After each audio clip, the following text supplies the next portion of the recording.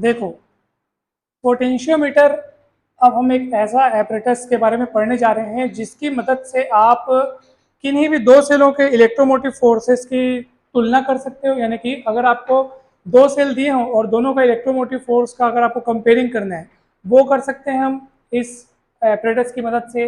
या फिर सर्किट के किन्हीं दो पॉइंट के बीच का अगर आपको पोटेंशियल डिफरेंस पता करना हो तो वो भी पता कर सकते हैं। और किसी सेल का अगर आपको इंटरनल रेजिस्टेंस पता करना हो तो वो भी पता कर सकते हैं। यानी कि बहुत काम का ये एपरेटस है। चलिए हम देखते हैं कि इसकी बनावट कैसी है। आप देख पा रहे हैं कि यहाँ पर लकड़ी का, ठीक है, एक तख्ता होता है। ठीक है, तख्ता मतलब जैसे ये लकड़ी का तख्ता है ना, वैसे ही। ठीक है, हाँ, जिसमें ना ए से ए से लेकर के आप देखो, यहाँ पे मैं बी लिख देता हूँ, ए से बी तक के एक एक मीटर के लंबाई में, एक एक मीटर के उसमें लेंथ में ये वायर आपको दिख रहे हैं। ये एक एक मीटर, एक मीटर, एक मीटर, एक मीटर, एक मीटर, ऐसे करके कितने तो टोटल इसकी लंबाई 4, 6, 8, 10 मीटर, 4 से 10 मीटर तक की हो सकती है। ठीक है, एक एक मीटर में उनको ऐसे मोड़ के रखा गया है। ये वायर है, मैग्नीन या कॉन्स्टेंटन का बना होता है।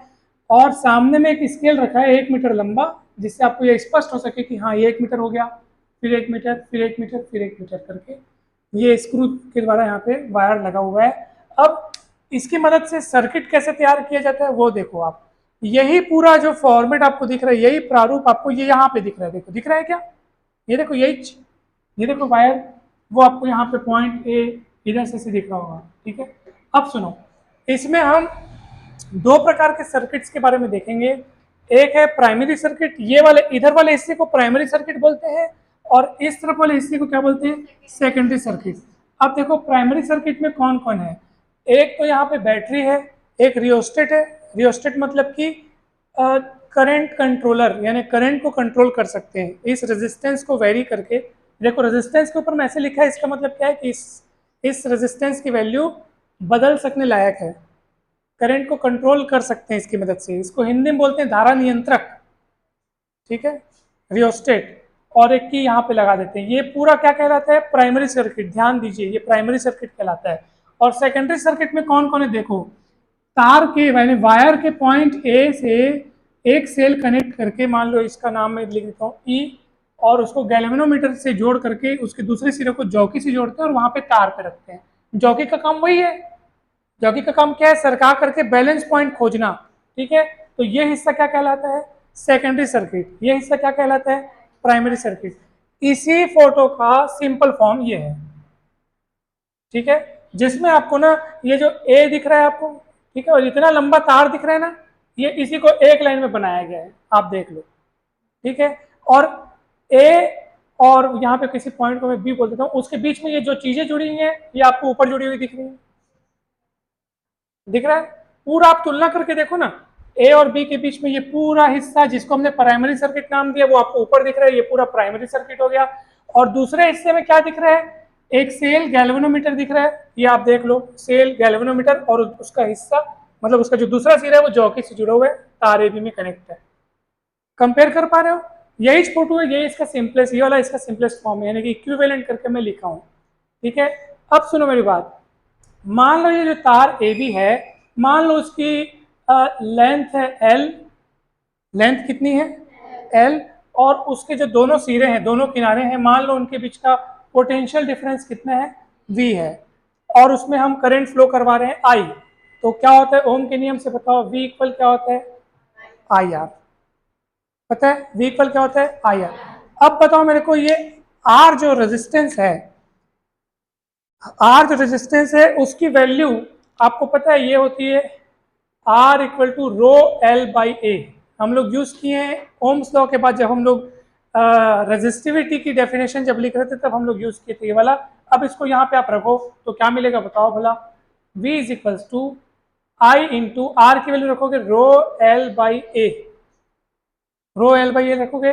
यहाँ पे अपना सब चीज को एक साथ रख लो, केवल एल को आप अलग करो। क्यों अलग कर रहे हो सर एल को? अब ये बची हुई चीज को मैं नाम दे रहा हूं के। क्या नाम दे रहा हूं? के। के एक कांस्टेंट हो गया। अगर कांस्टेंट को हटा रहा हूं तो मैं ऐसे लिख सकता हूं, क्या बताओ बोला? जब हम प्रोपोर्शनलिटी के साइन को हटा के कांस्टेंट लगा सकते हैं, तो कांस्टेंट को हटा करके प्रोपोर्शनलिटी का साइन भी हटा सकते हैं, मतलब लगा सकते हैं। समझ में आया कि नहीं है? और यही पोटेंशियोमीटर की थ्योरी है, यही विभव मापी का सिद्धांत है कि तार के किन्हीं भी दो पॉइंट के बीच का पोटेंशियल डिफरेंस उस तार के हिस्से की लंबाई के डायरेक्टली प्रोपोर्शनल होता है। यानी कि तार में जितना लंबा सिरा लोगे तो दोनों सिरे जितनी ज्यादा दूरी पर रहेंगे उनके बीच का पोटेंशियल डिफरेंस उतना ही ज्यादा होगा। ठीक है, यही पोटेंशियोमीटर की थ्योरी है। ये कंप्लीट हो गया आपका पूरा। ठीक है, हाँ कंप्लीट। अब ठीक है, तो कल मैं आपको बताऊंगा। अच्छा, यहाँ पे जो के, अरे एक चीज मैं बताना भूल गया, यहाँ पे जो के हमने कांस्टेंट लिया है, अगर उसकी वैल्यू में निकालूं तो हो जाएगा v/l। इसको बोलते हैं हम लोग पोटेंशियल ग्रेडियंट। के का नाम क्या है बताऊं? पोटेंशियल ग्रेडियंट, विभव प्रवणता। और अगर मैं उस के को डिफाइन करना चाहूं तो मैं ऐसे डिफाइन कर सकता हूं, देखो के इक्वल क्या है, v/l है ना। यहां पे यदि मैं एल की वैल्यू 1 ले लूं, क्या ले लूं? 1 यूनिट। ठीक है, अब बताओ एल की वैल्यू 1 लेने पर क्या मिलेगा? के इक्वल v मिलेगा। कि एल की वैल्यू 1 लेने का मतलब क्या है कि तार की यूनिट लेंथ में जो पोटेंशियल का जो चेंजेस होता है, ठीक है, ऑब्वियस सी बात है, हम हाई टू लो जाएंगे तो जैसे जैसे हम चलते रहेंगे पोटेंशियल गिरता जाएगा। तो यूनिट लेंथ चलने पर पोटेंशियल में जो कमी आती है उसी को हम लोग बोलते हैं पोटेंशियल ग्रेडियंट। क्या बोलते हैं? Potential gradient. ठीक है, क्लियर है? हिंदी में भी लिखा है, विभव मापी के तार के प्रत्येक अंक लंबाई में विभव के पतन को विभव प्रवणता कहते हैं। विभव का पतन मतलब विभव का गिरना, कम होना, पोटेंशियल का कम होना। तो यूनिट लेंथ चलने पर पोटेंशियल में जो कमी आती है उसी को हम लोग क्या बोलते हैं? Potential gradient. और इसकी यूनिट क्या हो जाएगी? तो वी पोटेंशियल है, उसकी यूनिट क्या हो जाएगी? वोल्ट, और एल की हो जाएगी मीटर, वोल्ट प्रति मीटर। क्लियर है कि नहीं बताया? कोई डाउट है क्या? ये समझ में आया इसका पूरा सिद्धांत पोटेंशियोमीटर का? प्राइमरी सर्किट समझ में आया, सेकेंडरी सर्किट समझ में आया? ठीक है, कंप्लीट। ओके, बाकी पढ़ेंगे हम कल। ठीक है।